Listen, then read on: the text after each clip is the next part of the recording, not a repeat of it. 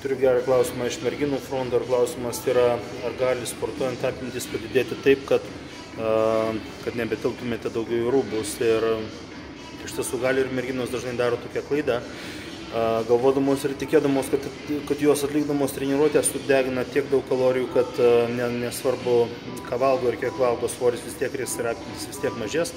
Iš tiesų labai dažnai vidutinė statistinė mergina per normalią vidutinę statistinę treniruotę sudegina 300–400 kilokalorijų ir palyginimui tai yra maždaug pakelis ryžių, ne 100 gramų ryžių, turi apie 360–370 kilokalorijų. Tai yra tiek, kiek vidutiniškai jūs sudeginate. Ir jeigu suvalgote šokolado plytelę, turiu omeny 100 gramų šokolado, iš to šokolado plytelės gaunate maždaug 500–550 kilokalorijų.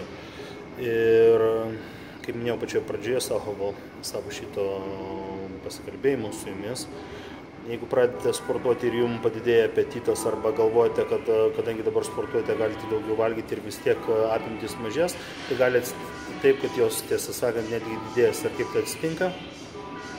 Kai pradedate sportuoti, raumenys gauna tonusą, raumens apimtis šiek tiek padidėja.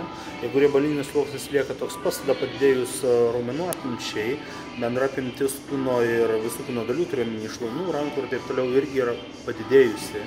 Ir tokiu būdu rūbai jau gali darytis ankštesni. Dar blogesnis scenarijus yra tai, kad gali padidėti raumenų apimtis.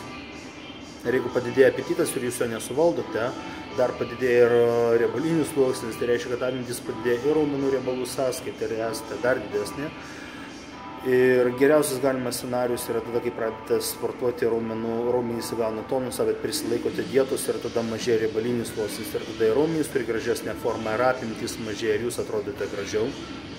Bet atsakymas į klausimą, ar gali pradėjus sportuoti didėti apimtis taip, kad netilptumėte į rūbus, taip gali, jeigu iš tiesų nesužiūrite savo mitybos.